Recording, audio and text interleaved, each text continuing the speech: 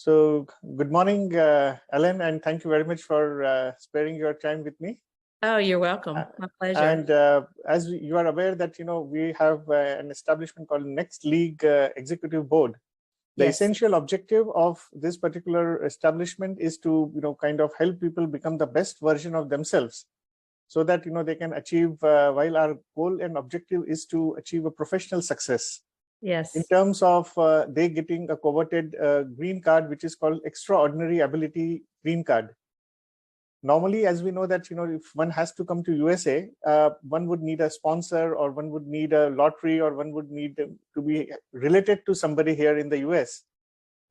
However, there is something the US government has established something called as an EB1, which is called extraordinary ability visa, for which you don't really need any sponsor, any $1 million investment, or any relative. You can just, by virtue of your merit, you can apply, and the government can grant you a green card in as little as 15 days.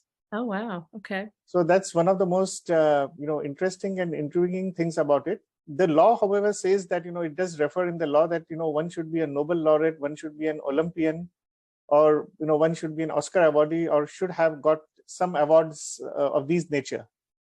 However, there have been precedents, there have been situations that you can't get. Suppose somebody is an expert in his own field, say dancing, or somebody is expert in finance, or somebody is expert in IT. You don't have Nobel Prize in that.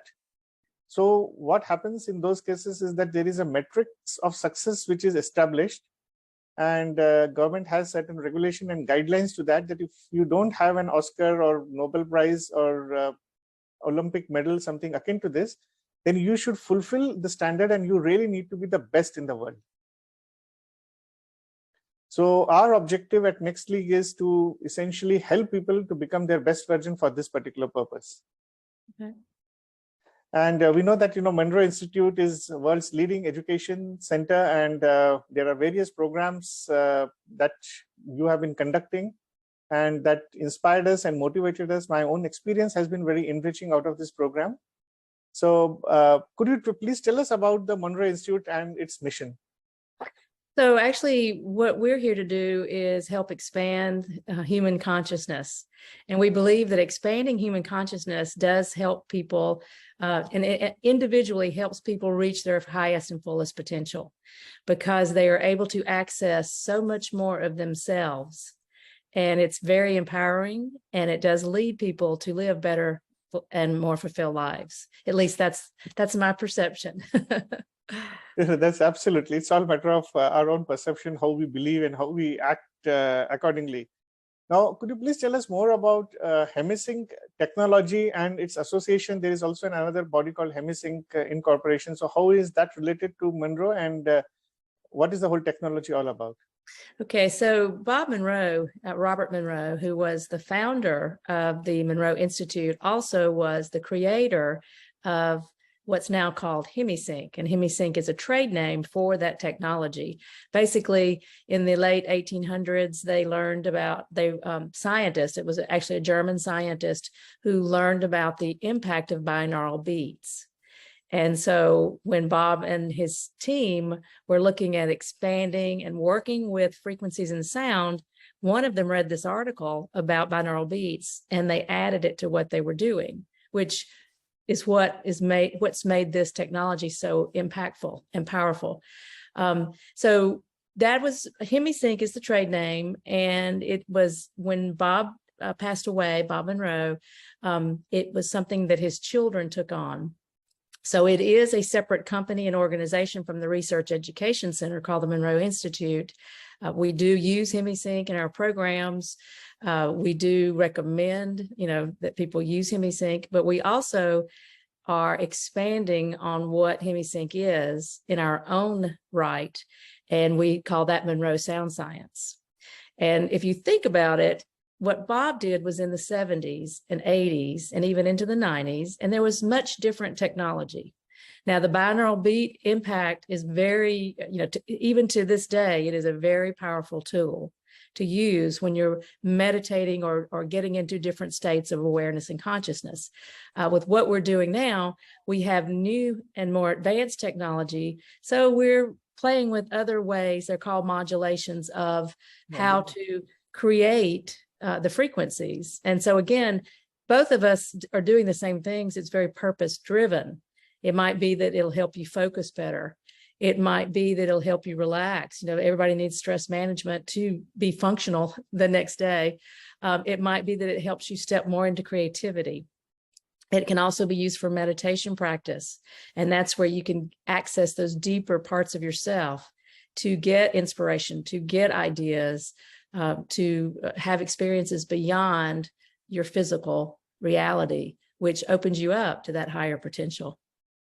Absolutely. And could you explain what are the different focus levels that are applicable?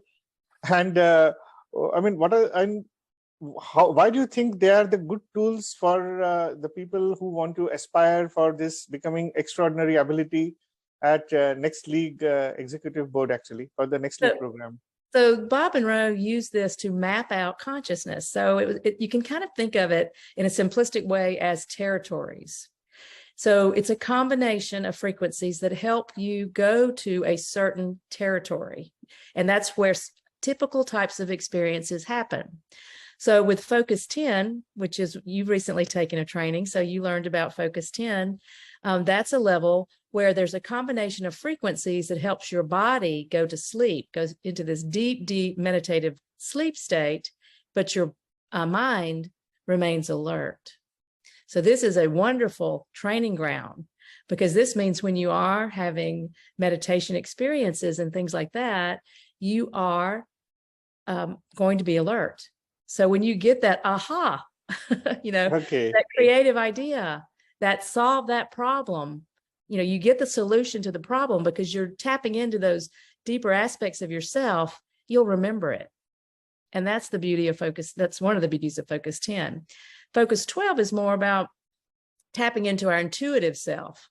So it's still that container of self. And that's a very powerful tool as well, because we do have, we have our 5 physical senses, but we also have intuition. We have instinct. You've got the hair on the back of your neck that stands up when there's something wrong in your environment. So we have these different ways to perceive. And the more we step into those, recognize those, interpret those, just be aware of that information, we can live more fully. So I think the focus levels are very powerful. And so what you are saying, that they help us to kind of be completely conscious of our actions, consciously be aware of our conduct, and helping us to take us to a next realm of our success. Is that what I hear from you? That is right. And then also there's this thing of hemispheric synchronization that the technology can help your brain do. So then you've got your right hemisphere, your left hemisphere, very simplistically stated here, communicating together. So just think about it again, very simplistic. Left brain is what? Usually analytical, language, things like that, critical thinking. The right brain is more that creative side.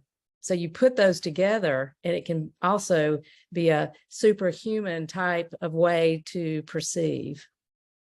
So in fact, Allyn, what I'm also hearing, that by virtue of the technology being adopted for this program, the people will be kind of not only become the best version for the purpose of visa, but the success would get manifested itself in such a way that the visa would just be a small byproduct of their success. Actually, this will help them to kind of evolve and truly become, kind of evolve the greatness within themselves to that extent. Exactly. And, as long as we're living, we are evolving. So this is just some tools to help, I believe, that evolution take a faster pace. And it's a tool. That's all it is a tool. It is a powerful tool, but it is a way to help you reach those states. For example, if you're going to be practice these meditation practices, or say, like, even if you're someone that's practicing a Buddhist tradition or something like that, where you're doing extended meditation practices for hours at a time, and maybe uncomfortable physical positions, that's a 25 to 30 year practice to reach these specific states of awareness. with the technology, you're doing that with, if you're new to it, probably within minutes. If you've been doing it a while, probably less than 30 seconds.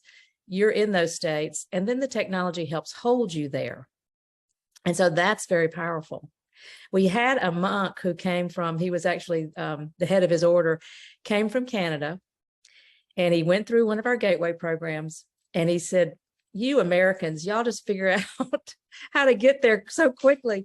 As the story goes, and it was in the Washington Post, I believe, as the story goes, he bought out the bookstore so he could take all, at the time it would have been tapes, to his monastery for everyone there to use. So I guess there's 2 points to this story. One, it is a very powerful tool to help you reach those states without the arduous discipline and practice.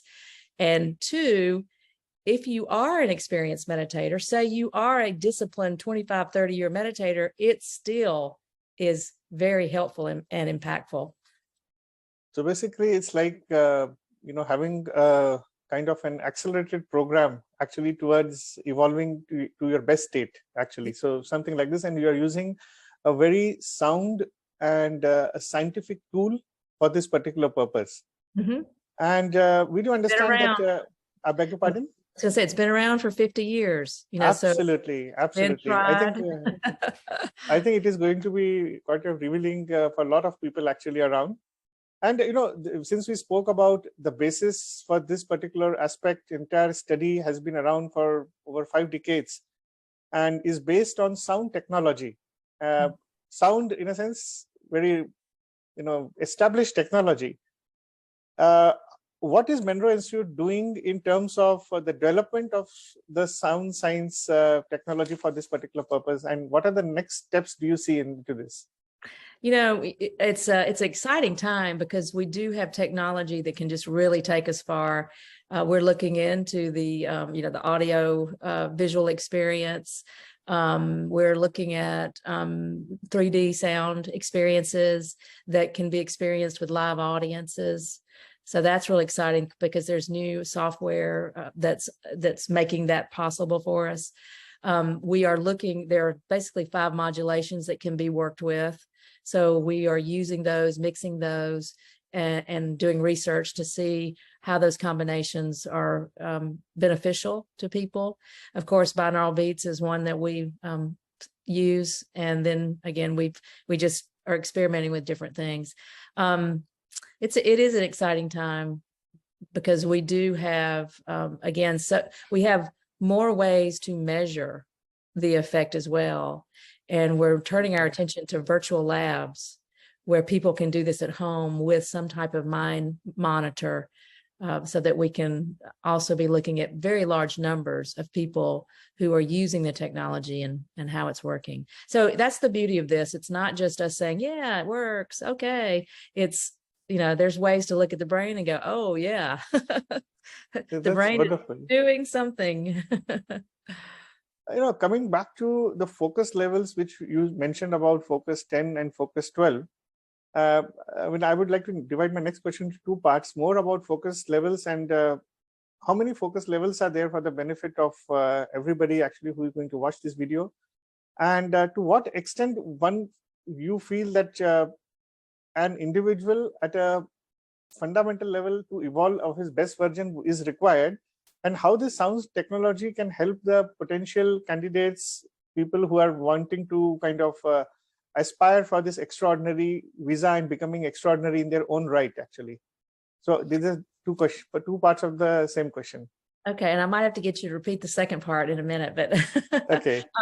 So the focus levels, no, you know what? That was too much of a question. Can you break it down and start with the first part?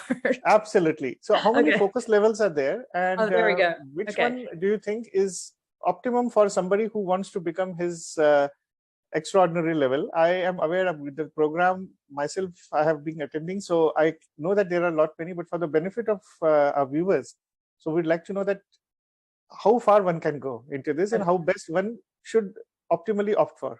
Okay. So Bob, at some point in the development of this, it was understood that there were 49 focus levels And then after that, it would be outside the realm of this, of where we are now, our Earth, our world. Since then, there are many people who have said, no, it's infinity. And that's my belief as well, that it is an infinite, it goes on and on and on. As far as exploration of those focus levels at the Institute or with Institute programs, which can be done virtually or online, that will go up to 49 as well. So for your purposes of your students, I think it's a variety of focus levels that are helpful.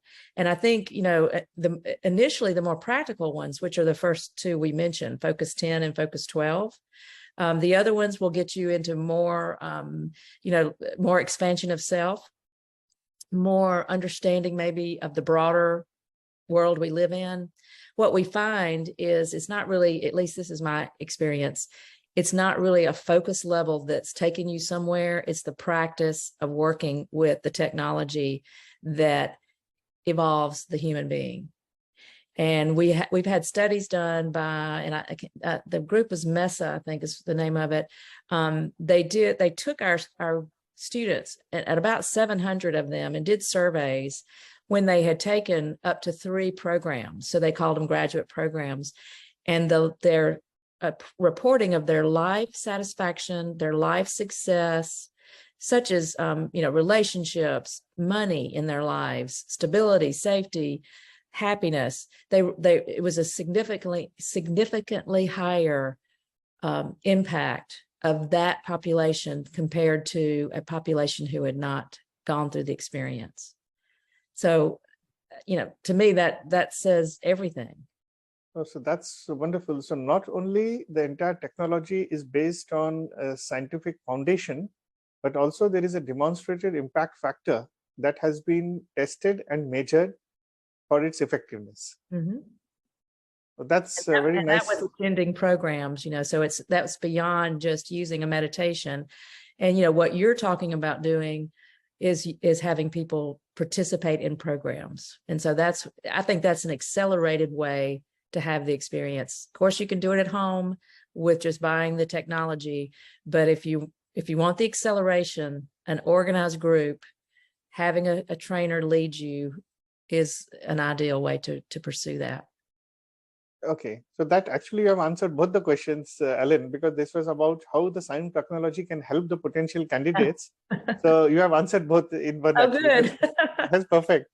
And what are the new research and developments happening at the Monroe Institute actually right now?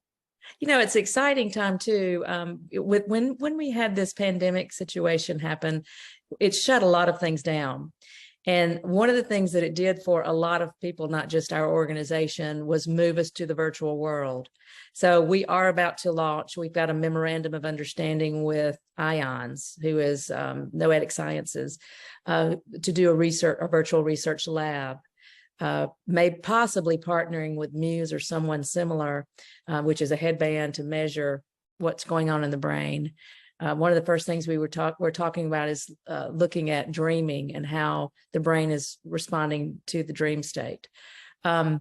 We also have what's called a copper room in our laboratory. We also have an isolated meditation space that we can use a system called Mind Mirror to map the brain, what's happening in the brain. We also have a program that does that.